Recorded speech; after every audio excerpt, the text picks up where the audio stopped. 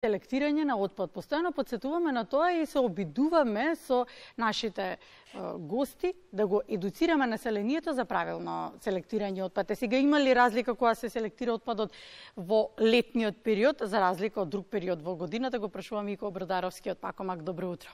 Добро утро и добро ве најдов во ова убаво студио. Благодариме наши чести гости. Да. И се надевам дека така ќе биде и во наредниот период. Има ли разлика помеѓу селектирање на отпадот во летниот период и во другите периоди во годината?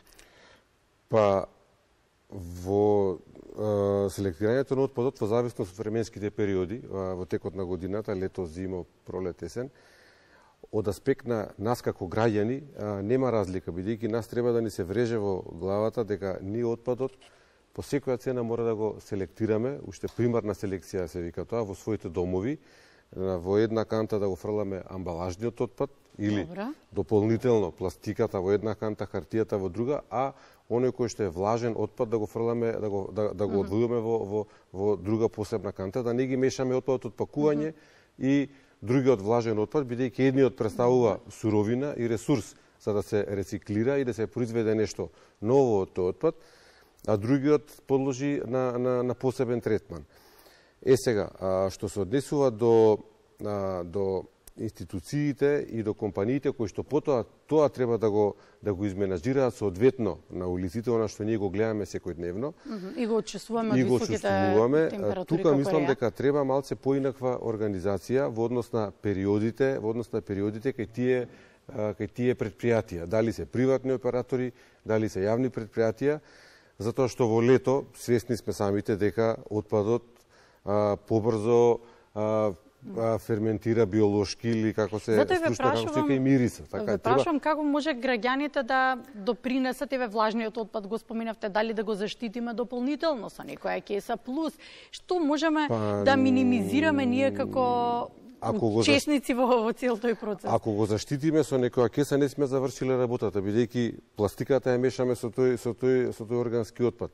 Најдобро е сега има и добри искуства во светот, значи има начини во регионот. Веќе знаете што е, веќе добра работа е што нашето население прошета низ Европа, прошета низ светот и гледаме како функционираат системите во другите и не толку развиени земји, малце поразвиени од нашава земја.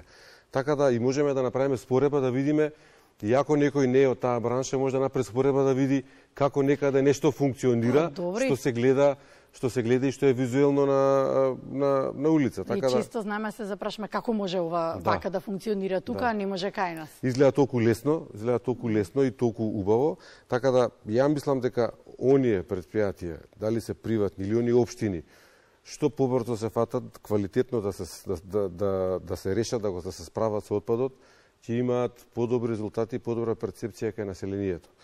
Така да ја мислам дека со добра организација, тоа е лично моје мислење. А како познавач на состојбите помеѓу институциите, верувате дека може да се направи таа добра организација? Ние ова сме го збореле многу често, дека на јавните комунални предпријатија кои што ексклузивно го менаџираат тој комунален отпад во општините, им фали техничка подготвеност.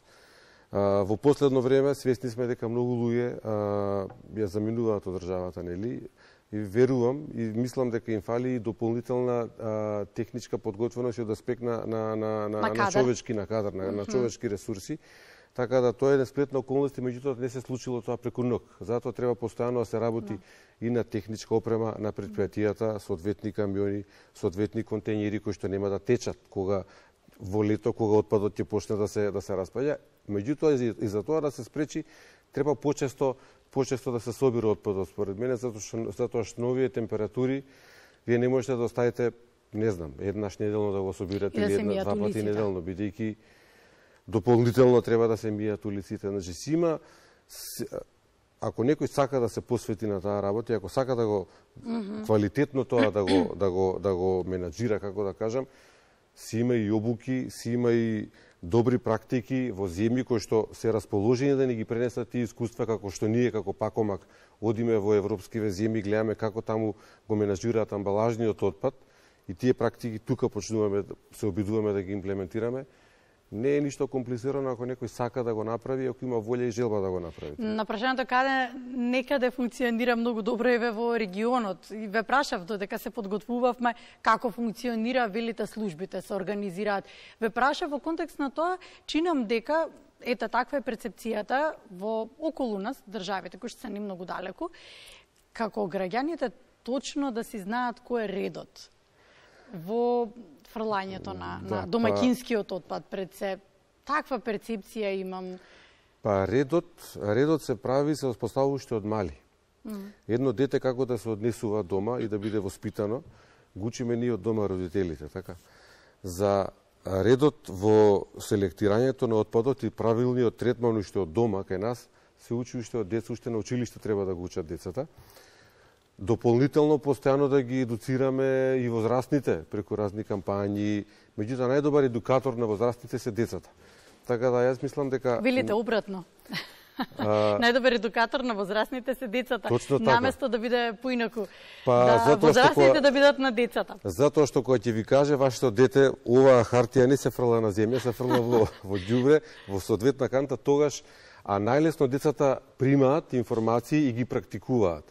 Така да, мислам дека треба дополнително се стави акцент, бидејќи па особено третманот на отпадот, на секаков тип на отпад, станува се поактуелен не само во нашата држава, во регионот и во Европа, така да мислам дека да се стави поголем акцент треба на едукацијата, уште од најмала возраст кај децата, за да почнат правилно да го третираат отпадот и возрастните преку нив.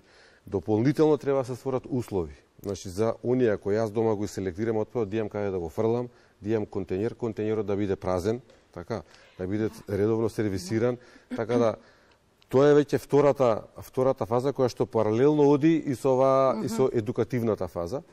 Затоа ние и веќе имаме понудено таква соработка конкретно за Скопје, ние да ги сервисираме како Пакомак контенерите за амбалажен отпад, бидејќи секојдневна слика е дека тие се преполни. Затоа што беа поставени речиси во секоја општина и по извесен период како да ги снемуваше од општините, некаде каде што има видено претходно повеќе го нема. Како функционира тоа? Успешен ли беше тој проект? Тоа е проект, тоа не е проект, тоа е наша активност која што, значи, долготрајна и е одржлива затоа што ние го финансираме целиот тој систем на собирање.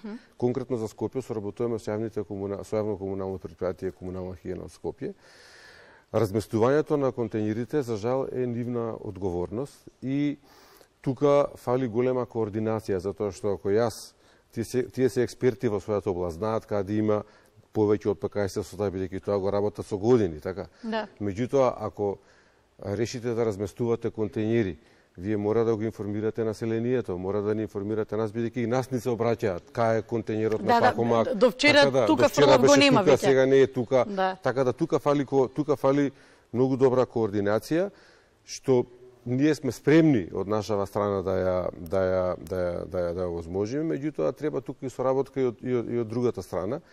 Затоа, за подобро да функционира тој систем, на наше мислење дека треба тој дел од отпадот, сувиот отпад, амбалажниот отпад, ние да го менаџираме како колективен постапувач, значи ние во соработка со комуналното претпријатие со градот да ги разместиме контейнерите соодветно според густината на населението и отпадот кај што се создава, ние да организираме нивно празнење, ние да го празниме, а материјалот кој што се собира повторно можеме да го дадеме на секундарна преработка на комуналното претпријатие и на дополнителен третман и на крај на годината да кажеме дека сме собрале толку и толку илјади тони отпад од Скопје. Па не само тоа, и може би вака на долг рок ќе се намали и отпадот во контейнерите.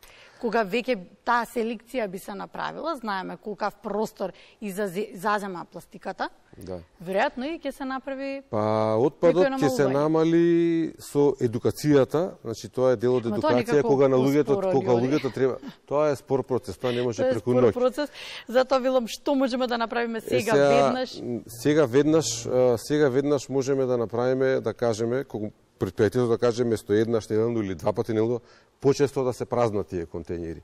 Сега веднаш можеме да кажеме овие контейнери, за да тие да имаат ресурси за да ги сервисираат комуналните со органски отпад контейнери, да кажат овие со пакувањево сега веднаш пакомак земи, сервисирај ги, празни ги, да се ослободат ресурси, камиони, луѓе за другиот сервис. Да, Ние се сме наменат спремни за друго. сега веднаш да го направиме тоа. А паралелно ќе работиме на едукацијата, бидејќи тоа е спор процес И долготраен. И ќе ги едуцираме луѓето што е можно помалку и да користат производи со голема амбалажа, тешка амбалажа, значи што е можно помалку кога застанувате во маркет, во продавница, да купите производ со помала амбалажа, нели? Тоа се еден од постулатите на циркуларната економија, а треба ни е се ова да го правиме затоа што нашава држава има потпишано зелена агенда, за регионална зелена агенда, мора да се грижиме за отпадот. Не можеме да го занемаруваме тој проблем.